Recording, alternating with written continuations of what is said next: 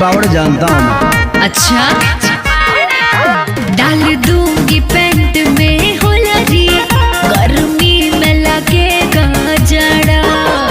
ओए मायू, अरे भूल के नाता पाता अच्छा हम धमाल करेंगे।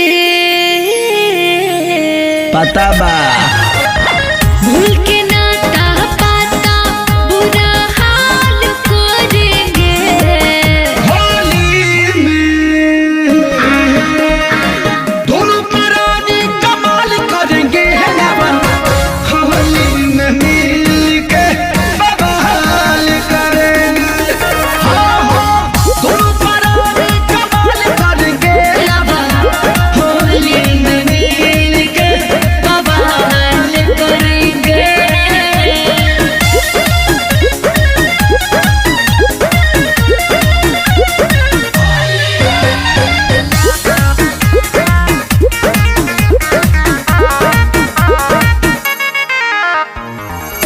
बिना रे पिया हमें तो तेरे गाँव आई जानो, तुझे कारण ढेर लोग के दुश्मन बनाएंगे जानो। छोड़ा फालतू हमारा। पहले तू हमारे रहू, अब हमारे रहू।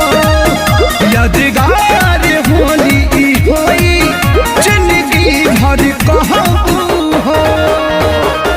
अरे सबके मुहावा काला के कर दे बेहाल करेंगे।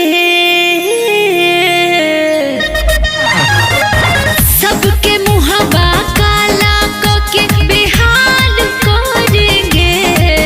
होली में गली गली में धमाल करेंगे। आवा होली में मिल के बवाल करेंगे। हाँ हाँ, दोनों परानी कमाल करेंगे। होली में मिल के बवाल करेंगे।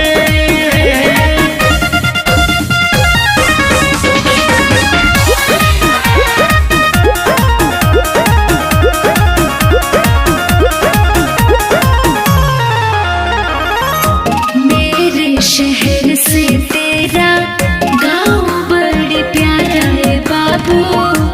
आओगे होली में आके साल में दोबारा है बाबू। चल भांग के नशे पहला खाना गरम बुआ।